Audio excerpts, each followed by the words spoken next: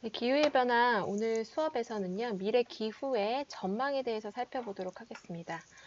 먼저 미래 기후를 전망하기 위해서 우리 어떤 시나리오, 기후가 어떻게 변화할 건지에 대한 이제 시나리오가 필요한데, 기후 변화 시나리오는 어떤 것을 의미하는지 좀 살펴보고요.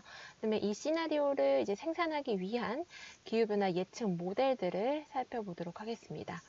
마지막으로 이 기후변화 예측 모델을 통해서 예측된 미래 기후는 어떠한지, 즉 우리나라뿐만 아니라 전 세계적으로 미래에 2100년에 강수량은 어떻게 될지, 혹은 온도는 어떻게 될지, 남극과 북극의 빙하는 또 얼마만큼 녹을 것인지에 대해서 함께 살펴보도록 하겠습니다.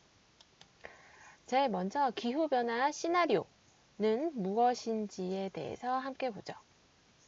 클라이밋 체인지 시나리오라고 하는 것을 이제 살펴보기 앞서 먼저 이제 시나리오라는 말은 많이 들어보셨죠? 시나리오는 미래에 가능한 행동이나 가능한 사건을 이제 기술한 것을 시나리오라고 합니다.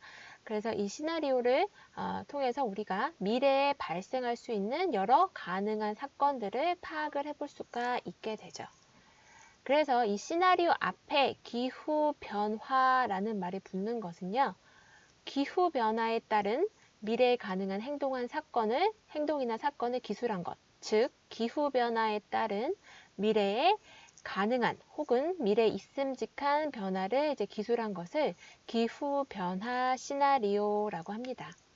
그럼 기후변화에 따른다는 말은 무엇이냐면, 즉 기후가 변화하고 있는 것에 따른, 즉 온실가스 농도 변화에 따른, 혹은 토지 이용도 변화에 따른, 에어로졸 배출량 변화에 따른, 즉 이제 기후가 변화하는 이런 것들이 변하고 있는 것에 따른 미래에 있음직한 변화, 즉 미래에 있음직한 기온의 변화, 미래에 있음직한 강수량의 변화, 미래에 있음직한 어떤 생태계 및 농업, 어업 등 인간 사회 경제 활동과 연계된 변화들을 이제 기술한 것을 기후 변화 시나리오라고 합니다. 그런데 이 기후 변화에 따른 이런 있음직한 변화들에 따라서 우리가 기후 변화 대응 기술을 생각을 해내게 돼요. 고안을 하게 되겠죠. 즉 기온이 미래에 이렇게 변하게 되니까 이러한 기후의 변화에 따른 기온의 너무 가파른 상승을 막기 위해서 우리가 어떤 대응 기술을 개발을 하자, 혹은 온도를 1.5도씨 이상 높아지지 않도록 각 나라별로 같이 행동을 하자라는 이런 정책 등을 이제 개발을 하게 되면은 우리가 기후 변화가 영향을 받을 수가 있어요. 그렇죠? 전 세계 평균 온도를 1.5도씨보다 높아지지 않기 위해서 화석연료 사용을 제한을 하자, 산림 벌채를 하지 말자, 이런 전 국가 간의 어떤 협약을 맺게 되면 그 협약에 따라서 온실가스 배출량이 변화하게 돼요. 그렇죠? 그럼 이 기후 변화가 바뀌게 되죠. 그럼 기후 변화가 바뀌게 되면 원래 온도가 1.5도 올라갈 것이 조금 더 낮춰져서 뭐 1도씩 로 이제 감소하게 될 수 있게 되겠죠. 그래서 이 기후 변화에 따른 미래에 가능한 변화는 이제 서로 상호작용을 계속해서 주고받게 됩니다. 이 미래에 가능한 변화를 막기 위해서 어떤 우리가 대응 기술이나 정책 개발을 하면 온난화를 줄여주고, 그죠? 온난화를 줄여주면 미래에 있음직한 변화들이 다시 바뀌게 되고, 그렇죠? 이렇게 서로 왔다 갔다 계속 상호작용을 하게 돼요. 이런 기후변화 시나리오, 기후변화에 따른 미래 있음직한 변화를 우리가 어떻게 알 수 있느냐, 즉 기후변화 시나리오를 어떻게 생산을 할 수 있는지를 살펴보도록 하죠. 기후변화의 시나리오 생산은 다음과 같이 기후 시스템의 변화를 야기하는 요인들, 그렇죠? 즉 기후 시스템의 변화를 야기하는 요인 뭔가요? 온실가스의 농도, 그죠? 토지 이용도의 변화, 혹은 이런 자연 변동성, 화산 폭발이나 아니면 흑점에 따른 태양 폭사량의 변화, 혹은 에어로졸, 대기 미립자 농도의 변화, 이런 것들이 우리가 기후 강제력이라고 해요. 즉 기후 시스템의 변화를 야기하는 이러한 이 기후 강제력과 기후 강제력과 그 다음에 기후 강제력을 가지고 우리가 실제 예보를 해줘야 되는 이 기후변화 예측 모델이 필요해요. 이 기후변화 예측 모델은 우리가 기후 시스템의 변화를 모의하는 도구, 이 도구가 바로 기후변화 예측 모델이 되는 거예요. 이 기후변화 예측 모델 안에서는요, 우리가 예전에 배웠던 기후 시스템인 어떤 대기권, 수권, 생물권, 빈권, 이런 암석권, 이런 것들이 서로 기후 시스템들의 각 권이 상호작용을 하는 것이 표현되어 있는 그런 모델을 우리가 기후변화 예측 모델이라고 할 수 있습니다. 이러한 기후변화 예측 모델에 즉 이 전 지구 시스템을 전 지구를 이렇게 격자로 이렇게 쪼개는 거예요. 격자별로 이 지구를 이제 격자 이렇게 하나하나씩 쪼개요. 그죠? 이런 격자들 이제 지구를 하나하나씩 쪼개고 수평적으로 이렇게 쪼개요. 수평적으로 쪼개고 그리고 마찬가지로 또 연직으로도 이렇게 쪼개요. 얘네들을 이렇게 다 쪼갠 다음에 어떤 이런 격자 안에서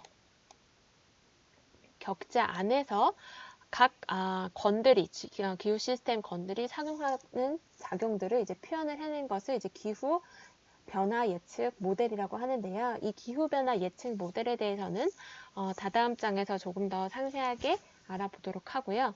이 기후 변화 모델을 돌리기 위해서는 우리가 뭐가 필요하냐면 앞서 말씀드린 이 기후 강제력, 즉 앞으로의 온실가스 농도가 어떻게 될지, 에어로졸 농도가 어떻게 될지, 토지 이용도가 어떻게 변화할지 이러한 기후 강제력들이 필요하고요. 기후 강제력 플러스 뭐가 필요하냐면 기후변화 이 예측 모델의 입력 자료들이 필요해요. 이 입력 자료라는 것은 우리가 모델을 돌리기 위해선 이 각 점마다 이 모델의 각 격자 점마다 바람이 어떻게 될지, 그렇죠? 바람이 어떻게 될지, 이제 온도가 어떻게 될지, 그리고 각 격자점마다 압력이 어떻게 될지, 각 격자점마다 온도의 이제 밀도는 어떻게 될지, 네, 이런 자료들이 필요해요. 입력 자료.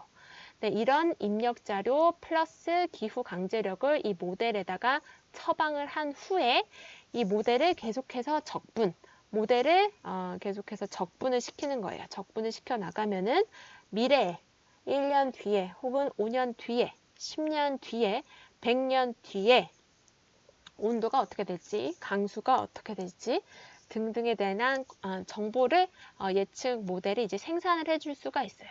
그래서 이런 기후변화 예측 모델의 모의 결과를 우리가 해석하면 우리가 기후변화 시나리오를 생산을 해줄 수가 있게 됩니다. 즉 미래 기후에 대한 전망 정보인 거죠. 100년 뒤에, 10년 뒤에 혹은 그보다 더 오랜 기간 뒤에, 200년 뒤에 온도가 어떻게 될지, 강수량은 어떻게 변할지, 북극과 남극의 해빙은 얼마나 녹을지, 해수면의 높이는 얼마나 변할지, 그리고 강한 강수량은 얼마나 자주 올지, 이런 것들에 대한 미래 기후 전망 정보를 이 기후변화 예측 모델을 통해서 우리가 생산을 해내줄 수가 있어요. 그래서 이 기후변화 시나리오는 다시 한번 말씀드리면 기후 예측 모델의 모의 결과인데, 즉 이 기후 강제력 그리고 이 입력 자료를 통한 이 기후 예측 시스템, 즉 기후 시스템의 이제 반응을 우리가 기후 변화 시나리오라고 할 수 있어요.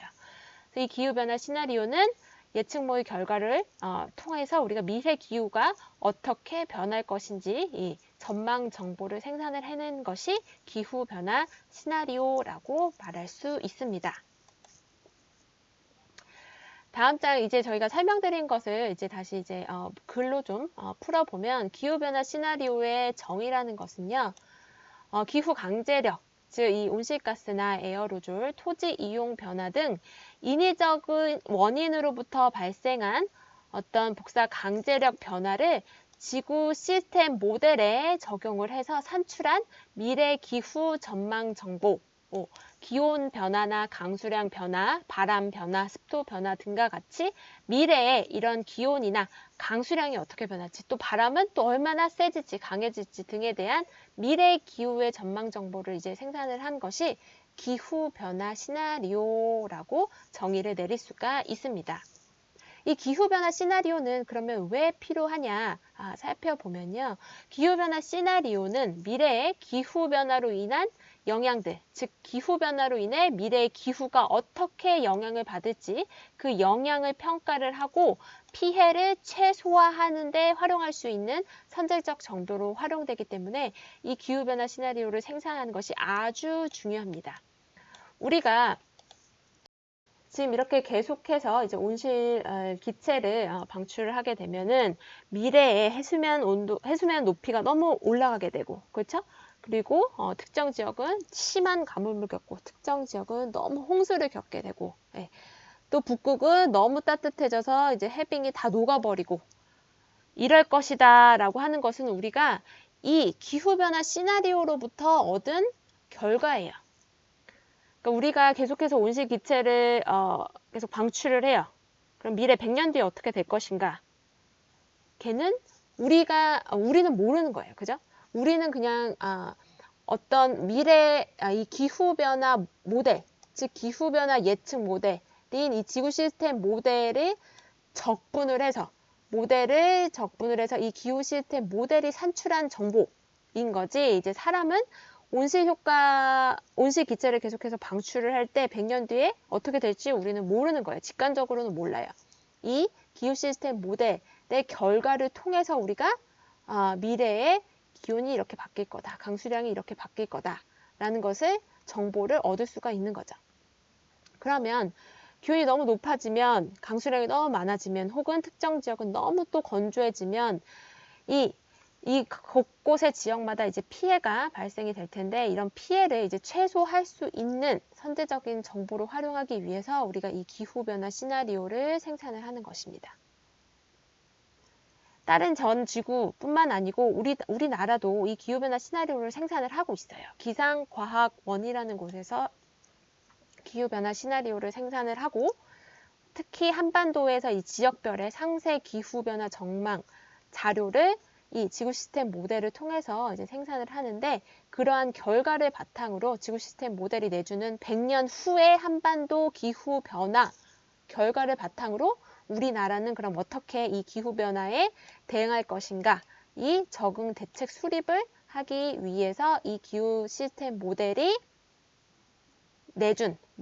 산출해준 이 기후변화 시나리오를 활용을 하고 있습니다.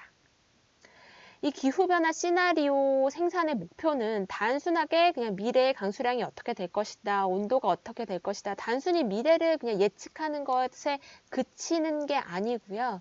이 기후변화 시나리오 생산의 목표는 광범위하게 발생할 수 있는 모든 범위의 미래를 고려를 해서 어떤 이 기후변화를 잘 대응할 수 있는 의사결정을 위해서 사용이 되고, 이 모든 변화 가능한 이런 미래를 고려를 해서 미래 기후의 이제 불확실성을 이해하는 데에 이 기후변화 시나리오가 사용이 됩니다. 그럼 이 기후변화 시나리오를 생산하는 데 사용되는 이 지구 시스템 모델을 간단히 살펴보도록 할게요. 이 지구 시스템 모델 혹은 이 기후변화를 예측하는 데 사용되는 이 모델은 총 2가지로 이제 구성이 되어 있습니다. 네, 여기에 이제 기술이 되어 있는 것처럼 이 지구 시스템 모델 혹은 이제 기후변화 예측 모델, 이 기후 모델 다 이제 같은 말이라고 생각을 하시면 되겠는데요.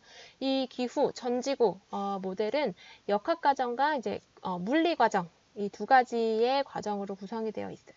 이러한 과정들이 어떤 언어, 포트란이든 C 언어든 어떤 파이썬이라든 이런 컴퓨터 언어를 활용을 해가지고 코드로 이렇게 기술되어 있는 그 코드의 집합체를 우리가 기후변화 예측 모델 혹은 지구 시스템 모델, 전지구 기후 모델이라고 하는 거죠. 그래서 보시면은 이 물리 과정은 우리가 이전에 배웠던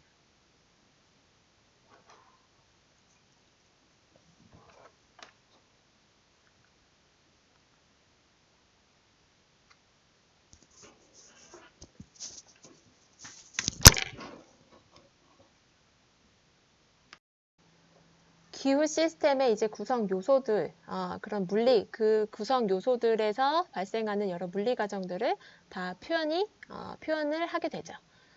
즉 수건이나 혹은 이제 대기권, 그죠? 생물권, 직권, 빈권 등에서 나타나는 이제 모든 물리 과정들이 이제 기후 모델 안에 모수화 표현이 되어 있습니다. 즉 태양 복사로부터 이제 얼마만큼의 복사가 이제 지면으로 흡수할 것인지, 그죠?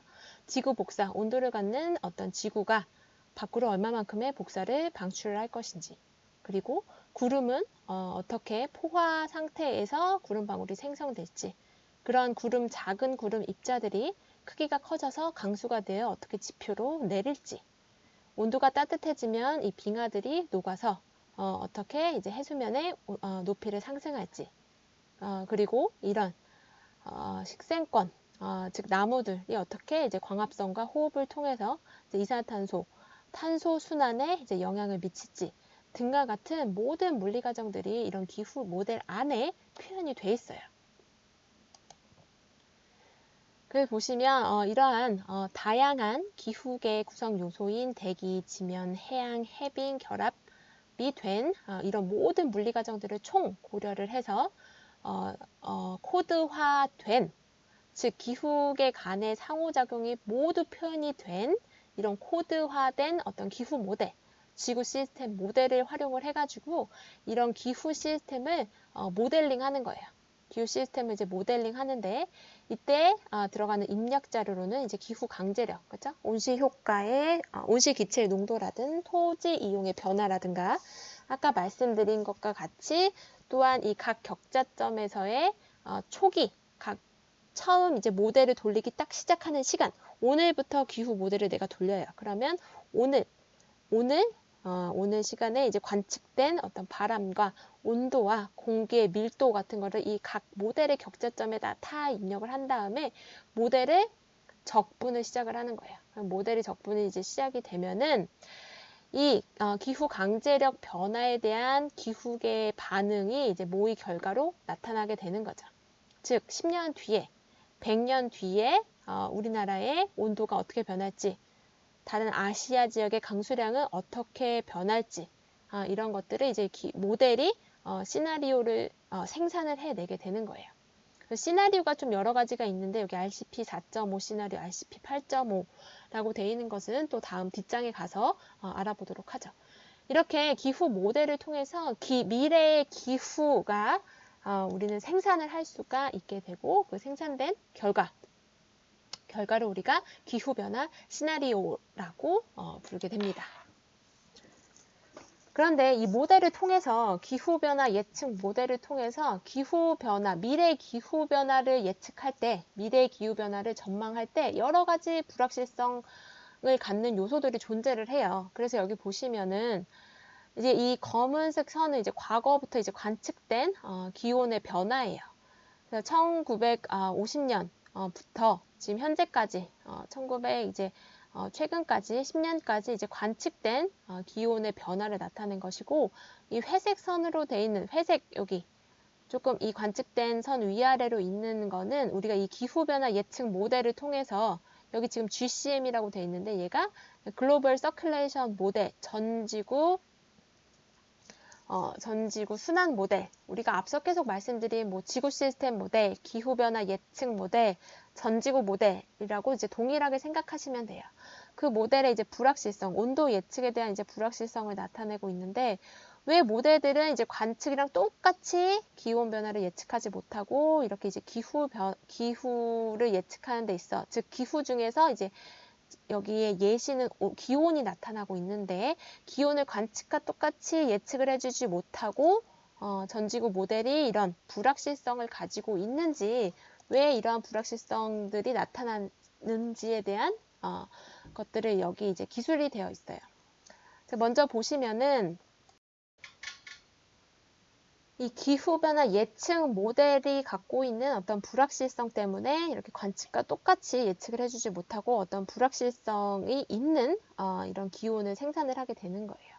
우리가 이 기후변화 예측 모델은 모든 자연 현상, 앞서 보여드린 이런 기후 시스템들의 이제 모든 상호작용, 모든 물리 과정을 기후 모델 안에서 표현을 하기는 쉽지가 않아요. 우리가 이런 자연 현상에서 발생하는 모든 물리 과정을 완벽하게 이해가 하기 힘들 뿐더러, 그죠? 완벽하게 이해를 하면은 여기에다가 이제 이 모델링을 통해서 이 모델 안에 물리 과정에 다 세세하게 이제 코딩을 해줄 수가 있겠죠. 근데 이 안에 있는 모든 물리 과정을 우리가 완벽하게 이해하기는 힘들어요. 즉, 한 예를 들어보면 구름이 생성되고 이제 구름에서 이제 큰 강수 입자가 이제 생성이 돼요. 근데 이런 거는 우리가 실제적으로 관측을 할 수가 없어요. 이제 뭐 비행기를 통해서 실제 구름의 입자 개수, 강수 입자 개수 이런 것들을 관측을 할 수 있지만 구름이 어떻게 성장해서 강수로 변환되는지 이런 것들을 우리가 관측을 해줄 수가 없기 때문에 모든 자연 현상을 완벽하게 이해를 할 수가 없어요. 그렇기 때문에 우리가 이 자연 현상을 모델 안에 표현을 완벽하게 해내는 것은 쉽지가 않겠죠. 당연히. 여기서 보시면 이 새로운 어떤 물리 과정의 추가, 그러면서 우리가 점점 이제 학습이나 이제 연구를 통해서 이러한 자연 현상들을 조금씩 더 잘 이해를 하게 돼요. 그러면 세월이 흐르면 흐를수록 우리가 물리 과정들이 새롭게 더 추가가 되겠죠. 전에는 완벽하게 이해를 하지 못했던 그런 물리 과정들이 연구를 통해서 계속해서 새로운 물리 과정들이 밝혀지면 이런 새로운 과정들이 계속 모델에 이제 추가돼요. 그래서 기존 과정들의 이제 이해의 향상이 되면서 이제 계속 이 기후 예측 모델이 점점 더 발전해 나가는 거죠. 그렇죠? 그리고 이런 이 기후를 예측해주는 모델의 종류는 여기 뒤에서 우리가 보겠지만 엄청나게 많은 종류의 이제 모델들이 존재해요. 네. 그러면 이 복잡한 앞서 말한 5개 이 기후권을 포함하는 이 기후 시스템을 표현하는 이 여러 예측 모델이 이 표현의 차이가 각각마다 다 달라요. 네. 어떤 모델은 식생을 통한 강압성의 호흡을 다 식생을 다 군집으로 처리해서 하나의 군으로 표현하고 또 다른 모델은 나무 하나하나마다 이제 강압성과 이제 호흡에 따른 탄소 순환을 표현을 하고 그래서 이 모델 각각 하나하나마다 복잡한 기후 시스템을 표현하는 그런 방법이 다 달라요.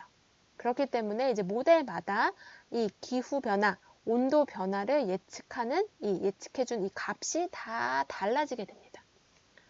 또한 모델마다 이 기후 강제력, 그죠? 온실 기체의 농도나 그죠? 토지 이용의 변화 등과 같은 이 기후 강제력에 따라서 이 모델들의 반응이 다 달라요. 그리고 이 모델들은 이러한 이 강제력에 대한 이 반응에 표현하는데 또한 이제 불확실성을 이제 갖게 되기 때문에 총 다 합쳐서 말씀드리면 이 기후 변화에 따른 이 기후 반응을 기후 변화 예측 모델이 다 제각각 다르게 다르게 그 결과를 적분해 나가기 때문에 즉 기후 반응이 모델마다 다 다르기 때문에 이러한 불확실성들이 존재를 하게 됩니다. 또한 이제 두 번째, 이제 자연 변동성, 기후 시스템에 내재되어 있는 이제 어떤 속성, 자연 변동성 우리가 배운 것들 있죠. 뭐 엘니뇨나 라니냐를 이제 표현하는 속성, 이런 속성들이 이제 기후 모델마다 다 달라요.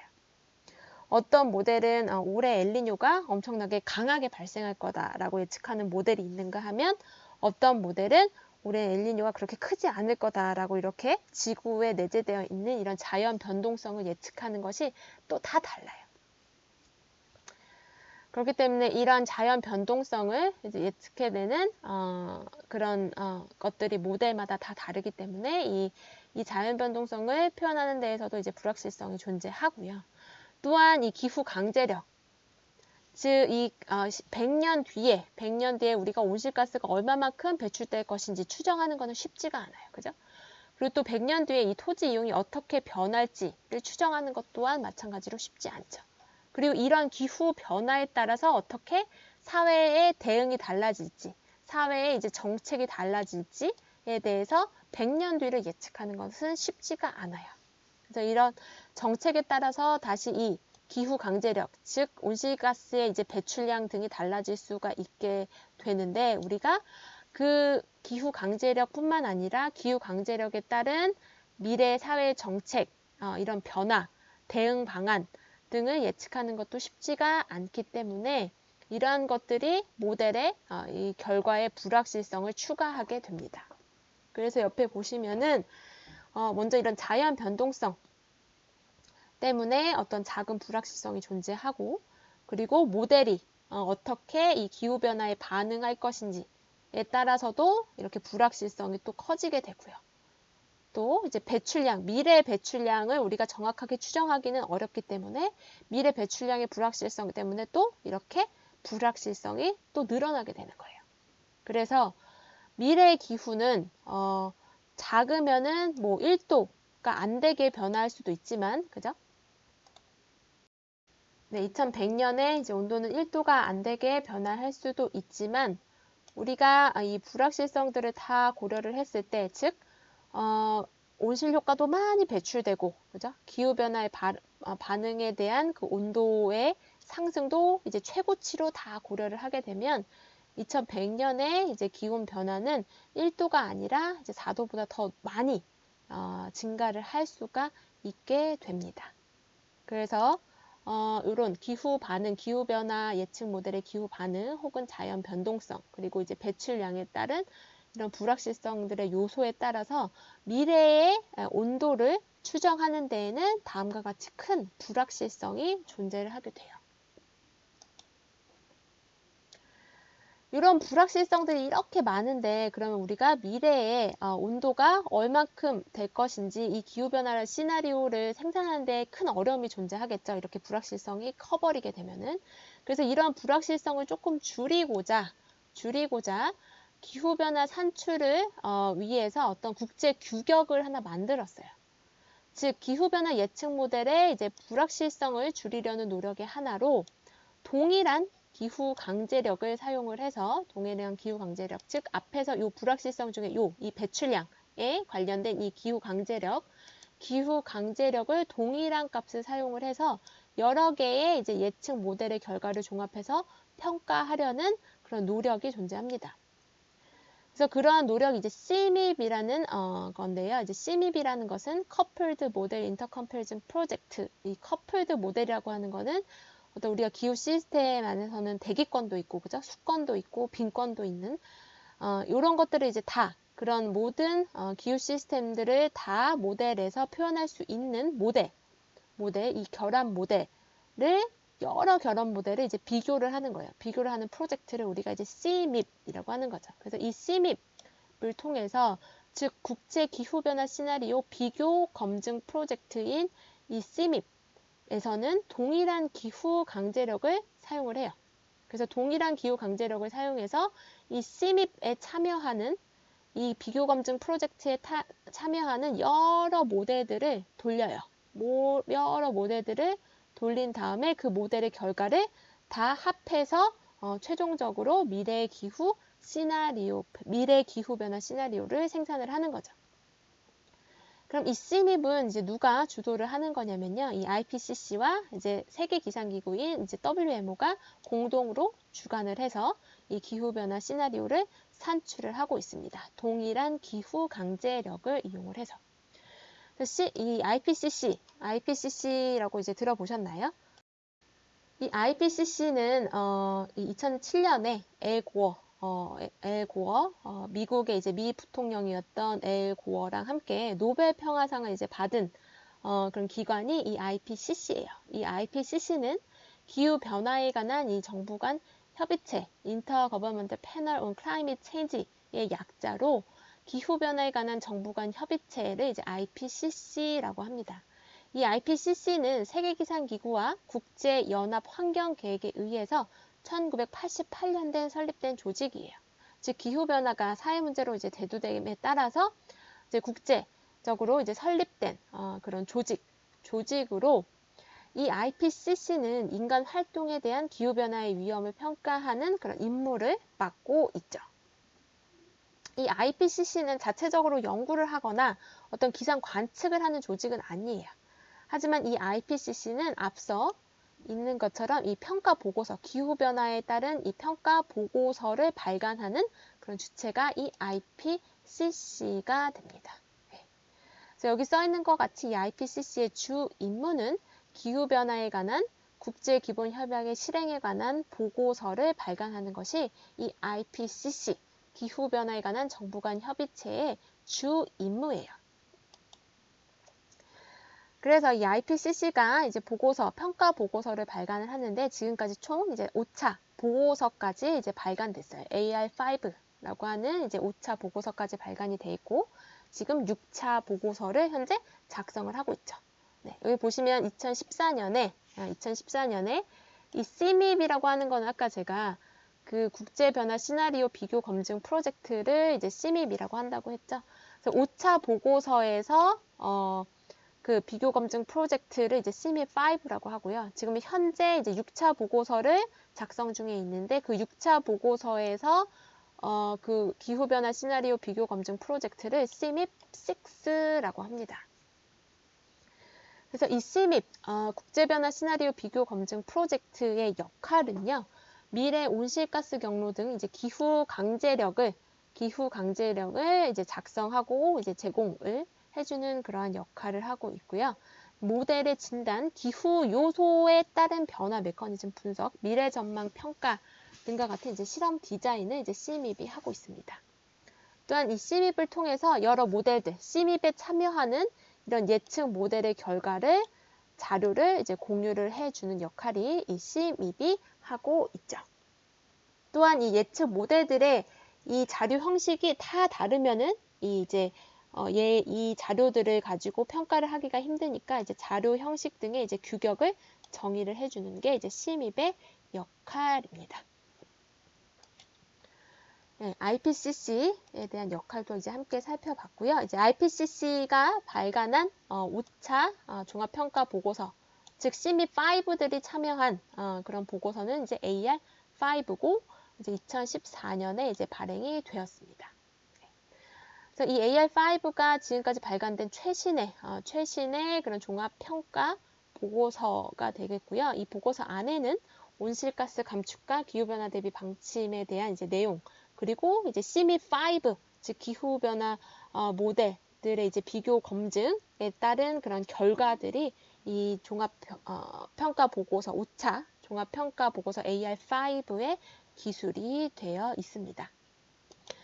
이 CMIP에 참여한, 즉 AR5 보고서에 담긴 이 기후변화 예측 모델들의 이 비교 검증 프로젝트 CMIP5에 참여한 모델들이 이제 다음과 같이 엄청나게 많아요. 이제 몇십 개가 되는데 말씀드린 것 같이 우리나라도 이 CMIP5 프로젝트에 참여를 했어요. 국립기상과학원이 이제 참여를 했는데 이 참여한 모델은 이제 헤드잼2라는 모델을 가지고 이 CMIP 프로젝트에 참여를 했습니다. 얘는 이 대기 지면 해양, 이 해빙, 즉 그 기후 시스템들의 이런 물리 과정들을 이제 다 포함한 모델인 헤드잼2를 이용을 해서 이 CMIP5 프로젝트에 이제 참여를 했고요. 근데 이 헤드잼2라는 모델은 우리나라에서 개발한 모델은 아닙니다. 이 헤드잼2는 지금까지 우리나라는 지금 영국에서 개발한 그 기상 기후 모델을 수입을 해다가 쓰고 있어요. 그래서 이 헤드잼2라는 모델도 영국에서 개발한 어떤 기후 시스템을 표현하는 전지구 모델이라고 보시면 돼요. 그래서 이 영국 모델을 조금 우리나라에 맞게 약간 수정을 더한 그런 모델을 가지고 이 CMIP5에 참여를 했습니다. 그래서 이 헤드잼2 모델 안에서 이제 이 CMIP 프로젝트에서 이제 제공해준 이 기후 강제력을 가지고 기상과학원에서 이 헤드잼2 모델을 돌리는 거죠. 그래서 헤드잼2 모델을 돌려서 이제 2100년에 이제 기후가 어떻게 될지, 즉 기후 요소인 기온 혹은 이 강수량, 바람 등등이 이제 어떻게 변화할지에 대한 정보를 이 CMIP 프로젝트에 이제 제공을 해주면 그 결과들, 과학원에서 제공한 모델의 결과뿐만 아니라 여러 다른 나라 모델, GF대, 미국 모델, CSM도 이제 미국 모델이고요. 이제 캐나다 모델, 그 다음에 일본 모델 등등의 이제 여러 모델들의 결과들을 다 합해서 이 요 결과들이 나온 것들이 이제 이런 그림으로 이제 그리는 거예요. 이제 모델들마다 가지는 이런 불확실성들을 이제 다 포함을 해가지고 CMIP 프로젝트를 통한 그 결과를 이 AR5 보고서에다가 이제 기술을 해 놓은 거죠. 이 CMIP 프로젝트에서는 이제 이 모델들을 돌리기 위한 여러 모델을 돌리기 위한 기후 강제력을 제공을 한다고 말씀을 드렸어요. 그래서 기후 그런 강제력을 어떻게 생산하는지에 대해서 잠깐 살펴보도록 할게요. 이 기후 강제력을 생산을 하기 위해서는 몇 가지의 대표 농도 경로를 설정을 합니다. 네. 즉 미래에 이 온실가스 농도가 이제 어떻게 바뀔지 그런 대표 농도를 이제 4가지를 줘요. 즉 대표 농도 경로 Representative Concentration Pathway의 약자인 RCP 대표 농도 경로를 써서 대표 농도 경로가 2.6, 대표 농도 경로가 이제 4.5, 6.0, 8.5 이러한 이제 4가지 경로를 주게 돼요. 이 여기 숫자가 의미하는 바는 이제 온실기체 양이 늘어남에 따라서 태양 복사 에너지가 얼마만큼 더 다시 지구로 더 많이 이제 흡수될 것인가라는 걸 이제 나타내기 때문에 여기 이제 숫자가 높으면 높을수록 더 이제 많이 온난화가 된다는 것을 의미해요. 온실기체 농도가 더 많아져서 미래에 온도가 더 올라가고 이 2.6 숫자가 작으면 작을수록 이제 온실기체 농도가 조금 덜 올라가긴 하지만 조금 덜 올라가서 지구 온난화가 좀 덜 적게 된다는 걸 의미하는 게 여기 뒤에 이제 숫자가 의미하는 바입니다. 그래서 이 대표 농도 경로를 보면 이 IPCC AR5 5차 보고서에서 인간 활동이 대기에 미치는 복사량을 온실가스 농도로 정했어요. 즉, 이 같은 복사 강제력에 대해 사회경제 시나리오는 여러 가지가 될 수 있다는 의미에서 이제 대표라는 이제 표현을 이제 사용을 했는데요. 이 또한 여기 이제 경로라는 말이 붙는데 pathway라는 말이 붙은 이유는 온실가스 배출량 시나리오의 이제 시간에 따라서 얘가 변화하기 때문에 여기 이제 경로라는 말을 붙였어요. 즉 현재 2020년부터 뭐 2100년까지 여기 어떤 이제 경로를 통해서 이제 온실가스의 농도의 변화가 좀 바뀌게 되겠죠. 그쵸? 온실가스의 농도가 뭐 이렇게 이제 바뀌게 되겠죠. 뭐 2.6일 경우, 8.5일 경우 이렇게 이 패스를 따라서 바뀌기 때문에 여기 이제 패스웨이 경로라는 이제 말을 썼어요. 그래서 이 RCP라는 것은 대기 중 온실가스 농도에 따라서 이제 이 복사 강제력이 얼마나 이제 달라질 것인가라는 것을 말해주는 게 이제 RCP고 여기 숫자가 크면 클수록 이제 더 복사 강제력이 커져서 온도가 더 많이 올라간다는 것을 의미해요. 조금 더 상세적으로 알아보면 RCP 아까 4가지가 있었죠? 2.6, 4.5, 6.0, 8.5예요. 이 RCP 2.6이라는 것은 지금부터 온실가스 감축을 열심히 수행을 해요. 열심히 수행하면 2100년의 온도 CO2, 온실기체 이산화탄소 농도가 420 ppm이 된다는 뜻이에요. 그럼 420 ppm이 됐을 때 태양 에너지가 2.6 와트 퍼 미터 스퀘어 더 흡수됨을 의미를 하는 겁니다. 즉 여기 써 있는 것처럼 이 RCP 뒤에 붙은 숫자의 의미는 온실가스로 인한 추가적인 지구 흡수 에너지 양을 의미해요.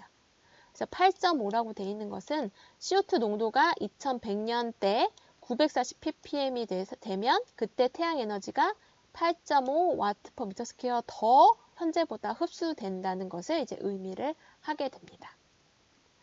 그래서 보시면은 지금부터 온실가스 감축을 열심히 수행하면 2100년에 이산화탄소 농도가 420 ppm이 될 것이다 라고 이제 추정을 할 수가 있는데 2100년에 CO2 농도가 이제 420 ppm 되면은 지금보다 태양 흡수 에너지가 2.6 와트 퍼 미터 스퀘어 더 흡수되는 거예요.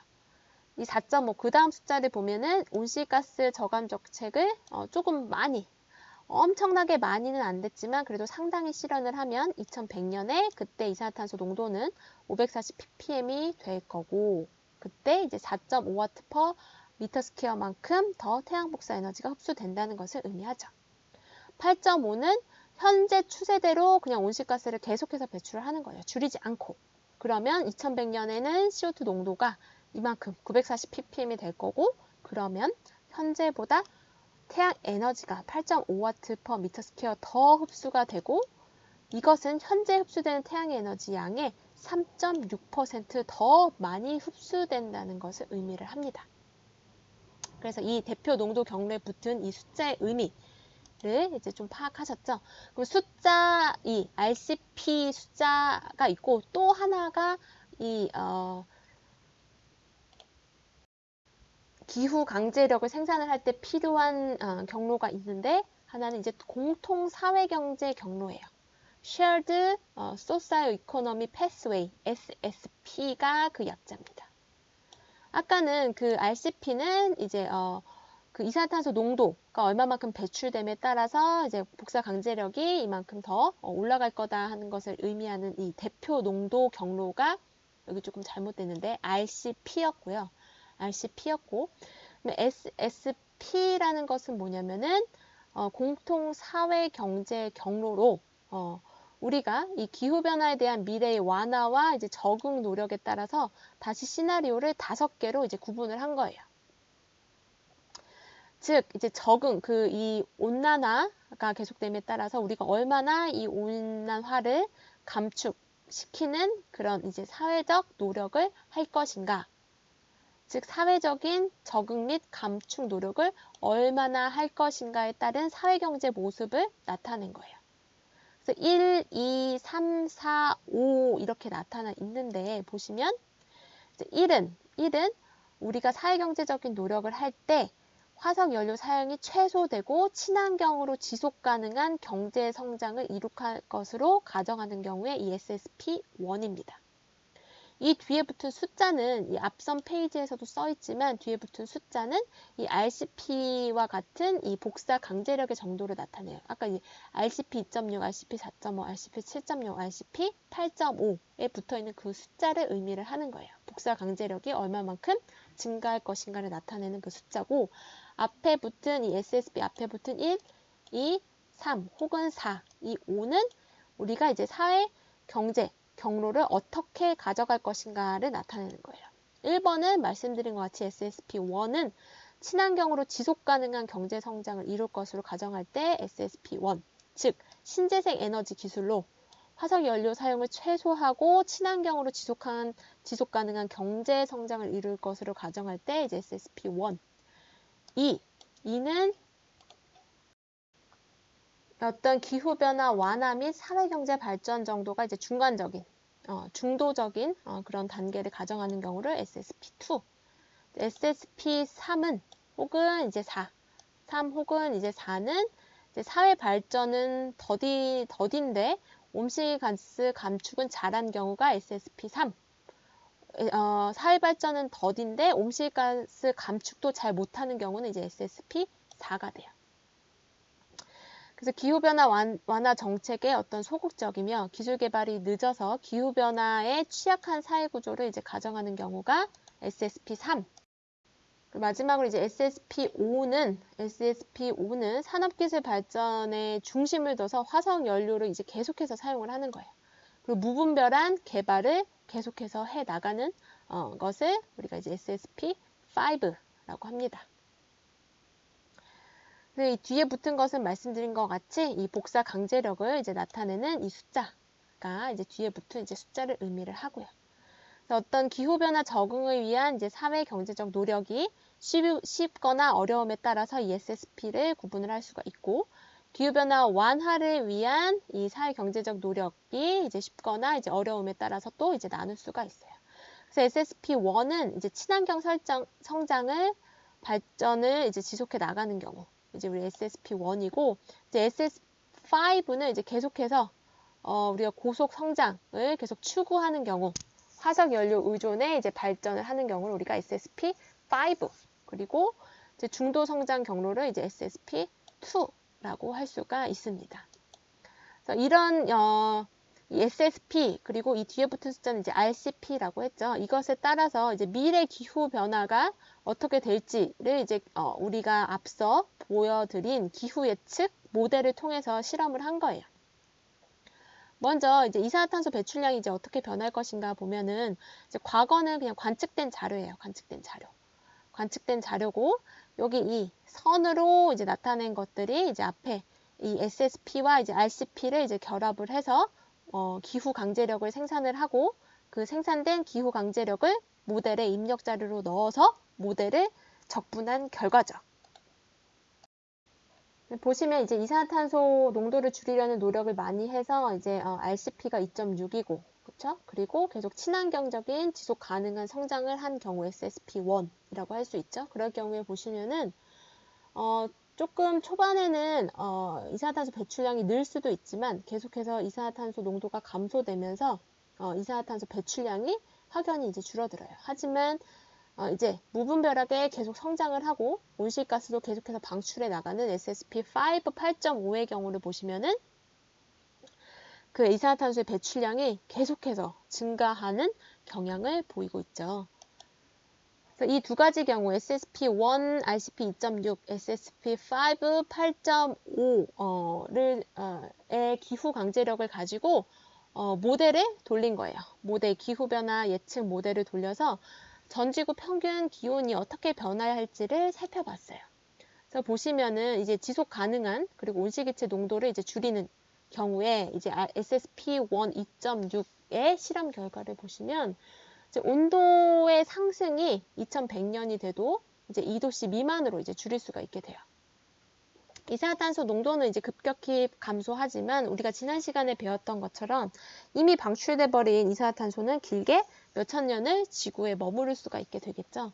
그렇기 때문에 우리가 이 온도를 급격하게 낮출 수는 없고 일정 2050년 후가 지나면은 그 온도가 상승하는 것을 이제 멈추는 정도로 우리가 이 기후 환경의 이제 변화를 야기를 해줄 수가 있습니다. 그래서 SSP1 2.6인 경우에는 온도의 변화를 2도씨 아래로 낮출 수 있을 것으로 전망이 되고요.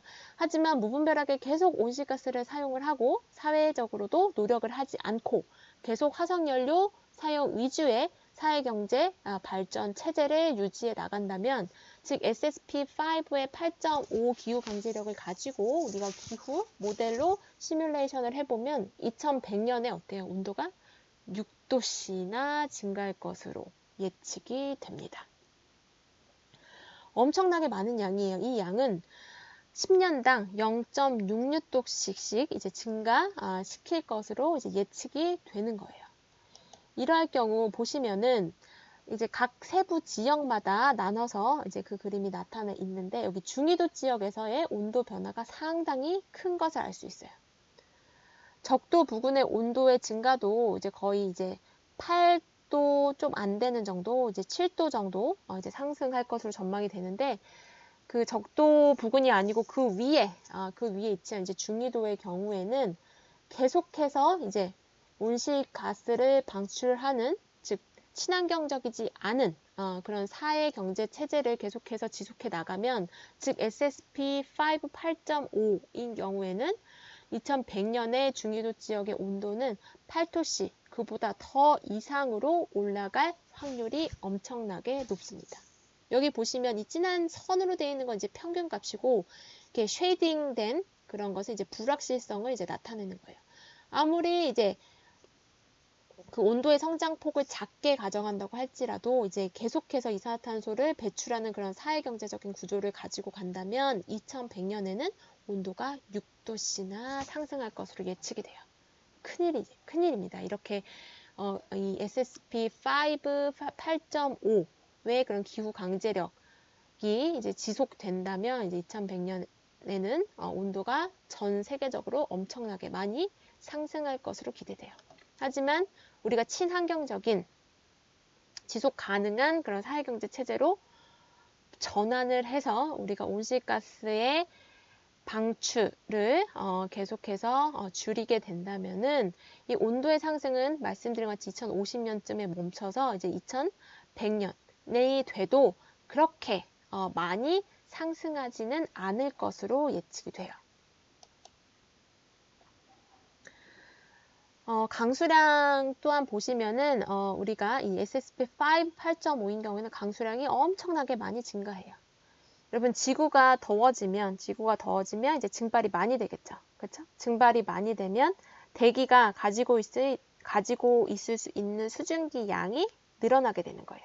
그러면 더 포화 상태에 빨리 다다르게 돼서 구름이 형성되고 강수로 많이 뿌리게 되겠죠. 그래서 온도가 많이 올라가면 올라갈수록 이렇게 강수량 또한 전지구 평균적으로는 증가하게 되는 거예요.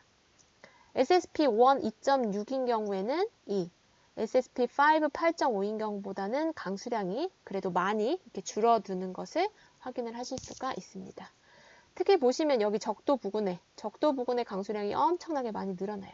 그리고 이런 아시아, 그죠? 그 다음에 이제 여기 북아메리카의 강수량이 늘어나는 것을 보실 수가 있고요. 일부 아시아와 그 다음에 이제 남아메리카에는 조금 강수가 줄어드는 그런 경향이 있어요. 이건 이제 전 지구의 이제 순환과 좀 연관돼서 일부는 강수가 줄어들고 일부 지역은 강수가 늘어나는데 전 지구 평균적으로는 이제 강수가 증가하는 것으로 예측이 됩니다. 그래서 21세기 말 전지구 평균 강수량은 온실가스 배출 정도에 다르긴 하지만 현재 대비 한 5에서 10%가량 강수가 증가할 것으로 전망이 되고 주로 이제 열대 지역 그리고 이제 고위도 지역에서 강수량의 변화가 뚜렷할 것으로 전망이 돼요. 지역별로 좀 세분화해서 보면 이제 인도나 동아시아 같은 경우에는 강수량이 좀 늘고요. 여기 남아시아나 이제 아메리카 여기 아메리카 중에서도 이쪽 이 적도 부근의 아메리카 그다음에 여기 남아메리카 지역에서는 강수가 감소할 것으로 예측이 됩니다. 해빙 변화로도 좀 살펴보면요. 이제 북극이든 남극이든 해빙이 계속해서 이제 녹을 것으로 예측이 되고 SSP5 8.5인 경우에는 SSP1 2.6에 비해서 훨씬 더 많은 해빙의 양, 즉 흰색으로 표시되어 있는 이 해빙의 양이 훨씬 더 많이 감소할 것으로 전망이 돼요. 그리고 이제 북극보다 이제 남극보다 북극이 더 빠른 속도로 해빙이 감소할 것으로 예측이 되고 있습니다.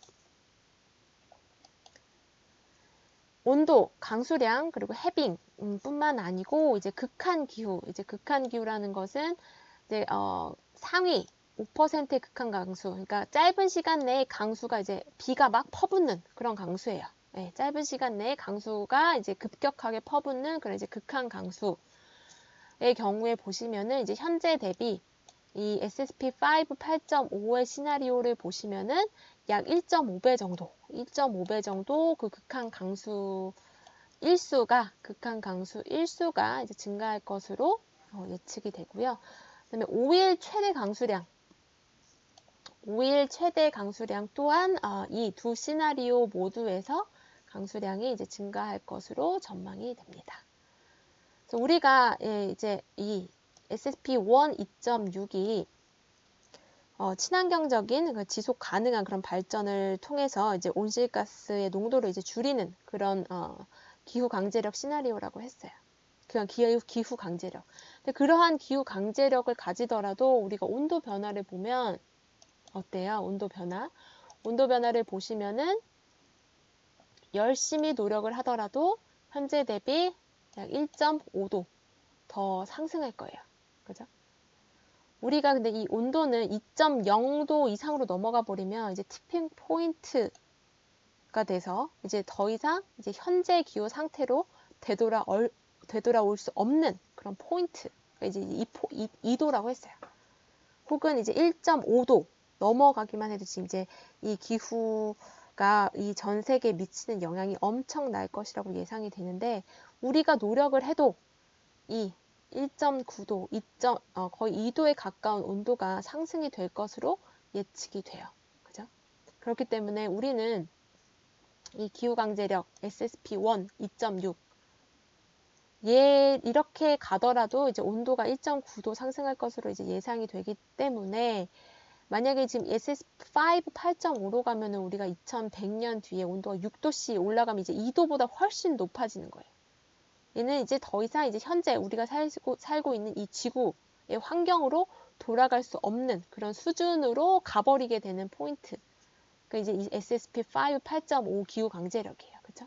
그렇기 때문에 우리는 지금부터라도 거의 2도 정도 높아지긴 하지만 그래도 얘보다는 나은 거잖아요. SSP5 8.5보다. 그죠? 그렇기 때문에 이제 친환경적인 지속 가능한 성장을 통해서 온실가스의 농도를 줄이기 위해서 이제 노력을 해야 합니다. 네. 그래서 오늘 수업은요, 이제 미래 기후가 어떻게 될지, 미래 기후 전망에 대해서 살펴봤는데요. 이제 오늘의 퀴즈는 공통사회 경제 경로 중에서 친환경 성장 발전을 통한 지속 성장 경로는 다음 중에 이제 어느 것인지 고르시면 됩니다. SSP1인지 2, 3, 5, 4 중에서 이제 친환경 성장 발전을 통한 지속 성장 경로가 어느 것인지 이제 번호를 기입을 하시면 되겠습니다. 미래 기후 전망에 대한 이제 수업은 이것으로 마치도록 하겠습니다.